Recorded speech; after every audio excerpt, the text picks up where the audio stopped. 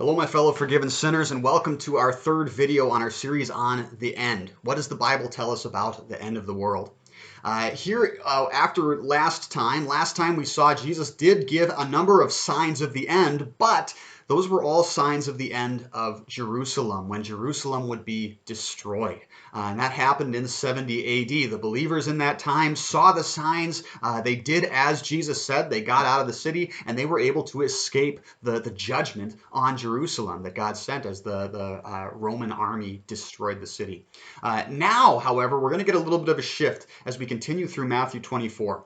So Matthew 24, we've gone halfway through the chapter about. We get to verse 36 where Jesus says, but, and this is a big but, he's making a big distinction between what we just talked about, all of those signs of the destruction of Jerusalem. Remember, his disciples had asked him, what is the sign when these things will happen, and the signs of the end of the age, of your second coming. And so now Jesus is shifting from the signs of the destruction of Jerusalem to how we know when the end of the world will be. And this is what Jesus says, verse 36, but about that day or hour, no one knows, not even the angels in heaven, nor the Son, but only the Father.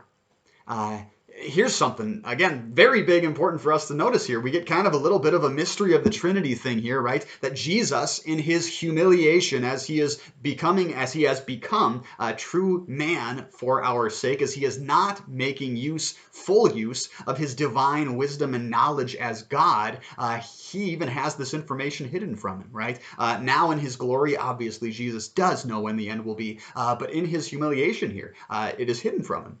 So nobody knows, Jesus says, when the end will be. Not even the Son, not even the angels, right? Only God in his full divinity knows when that last day will be.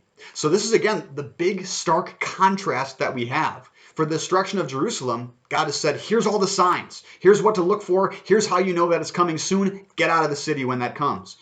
But as far as the end of the world, Jesus says, no one knows. There are no signs. There's no indication when the end of the world will be. It could be any day. Jesus will continue here. Verse 37, he compares it to the days of Noah. He says, as it was in the days of Noah, so it will be at the coming of the Son of Man. For in the days before the flood, people were eating and drinking, marrying and giving in marriage up to the day Noah entered the ark, and they knew nothing about what would happen until the flood came and took them all away. That is how it will be at the coming of the Son of Man. Now here again, something really big for us to understand, right? Jesus tells us here that just like in the days of Noah, people were going about business as usual, right? When do people eat and drink? When do people have marriages, right? It's when everything's going pretty normal, right? It's when everything's going business as usual, right? And so Jesus is saying, Jesus is going to come, his second coming. He's going to come at a time we don't expect.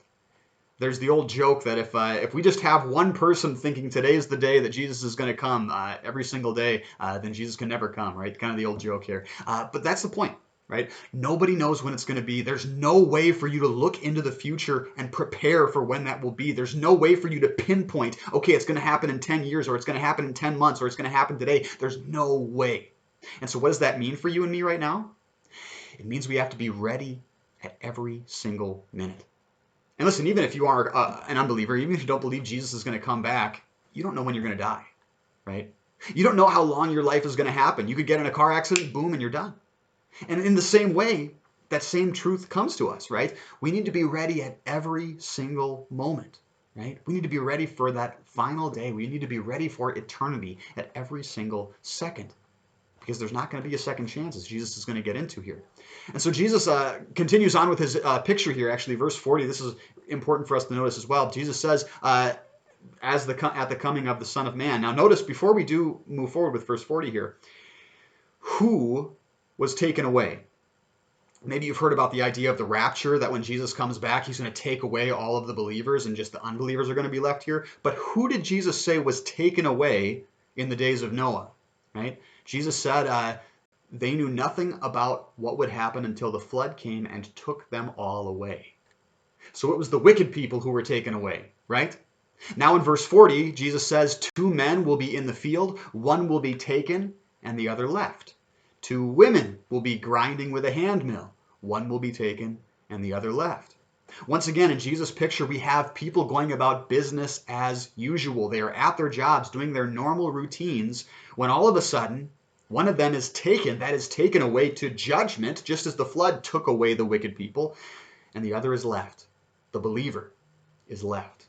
Continuing on, Jesus gets to the, again, practical application for what this means. Verse 42, therefore keep watch because you do not know on what day your Lord will come. But understand this, if the owner of the house had known at what time of the night the thief was coming, he would have kept watch and would not have let his house be broken into. So you also must be ready, because the Son of Man will come at an hour when you do not expect him. Once again, if we did have a timeline for when Jesus would come again, right? For example, if Revelation gave us a strict day-by-day timeline of events that we can see, okay, this happened, this happened, this happened, Jesus must be coming back in 3 months or something like that. If we had that, Jesus' whole point here would be shattered, right? The point is, if God did tell us this is when Jesus is coming back, then you and I would have to, or you and I, in our sinful nature, we would say, okay, well, then I can just kind of indulge in my sinful nature. I don't have to take this stuff seriously until that specific time comes. Then I need to be ready, right? But the fact is, just as with a thief breaking into your house, you have to be ready every single night. For some reason, thieves don't like to knock on our door and say, hey, are you going to be home on Friday night? I want to come and steal from you, right? It doesn't happen, right? And so in the same way, Jesus does not give us any indication of when he's going to come. And so you need to be ready every single day. Just like with the thief, you need to lock your doors every single day. You need to make sure your security is up. You need to make sure that you are ready for when that thief comes. Jesus continues the application at verse 45. He says, who then is the faithful and wise servant whom the master has put in charge of the servants in his household to give them their food at the proper time? It will be good for that servant whose master finds him doing so when he returns. Truly I tell you, he will put him in charge of all his possessions. But suppose that servant is wicked and says to himself, my master is staying away a long time, and he then begins to beat his fellow servants and to eat and drink with drunkards. The master of that servant will come on a day when he does not expect him, and at an hour when he is not aware of. He will cut him to pieces and assign him a place with the hypocrites, where there will be weeping and gnashing of teeth. Harsh words, yeah? Not the cutesy-wootsy Jesus that most people are used to, right? God is serious about this stuff, right? Your life right now is your chance to get it right, okay? God wants us to be ready at every single moment. So if there is some sin that you are dealing with, if there is somebody in your life that you are treating terribly, if there is some way that you are breaking morality, breaking the world through your disobedience to God's laws, that needs to be dealt with right now. Because Jesus could come back at any time, and we need to be ready. Next, as we get into Matthew 25, Jesus gives us a number of parables, again, stories, earthly stories with a heavenly meaning, pictures to help us grasp heavenly truths, right? And he has a number of these to help illustrate that necessity of using the time we have right now to be ready for that last day. In Matthew chapter 25, the first parable that we get is the parable of the 10 virgins. In this story, there are 10 women who are getting ready to celebrate a wedding. And 5 of these women are wise. They are ready. They are prepared. They bring extra oil in case it takes a long time for the bridegroom to come. And then 5 of these women are foolish. They don't bring enough. They don't bring extra. Instead, they just bring a little bit of oil to be ready so that they can keep their lamps burning. Maybe a modern day equivalent would be that these ladies brought flashlights, right? And some of these women made sure that their flashlights were fully charged. Some of these women didn't bother charging their flashlights at all, right? And so basically what happens is it takes a long time for the bridegroom to come. And so all of these women end up falling asleep. Then all of a sudden in the middle of the night, the bridegroom comes, and the wise women, right? The 5 wise ones who have fuel, who have power for their light, right? Who have oil to keep their lamps burning. They are sitting there right ready to go. But the other women, the 5 foolish ones, they don't have enough, right? And so they end up wasting their chance. They end up going off to make sure that they are ready. Rather than staying there ready for the bridegroom to come, they go off to try and make sure that they have enough oil in their lamps. And so as they go, the bridegroom comes. They go into the house, they begin the celebration, and the door is shut. And so later when those foolish women come and they say, hey, let us in, we want to be a part of the party too, the owner of the house, the bridegroom, says, I don't know who you are. And the point of all this, Jesus says in verse 13, therefore keep watch because you do not know the day or the hour. Once again, God gives us this clear message. You don't know when it's going to be. Therefore, you have to be ready at every single moment. So how do you get ready? How do you know that you are prepared for when Jesus comes again? How do you make sure that you don't miss it? Believe what Jesus says. Remember, it's the wise women who are waiting there looking for Jesus.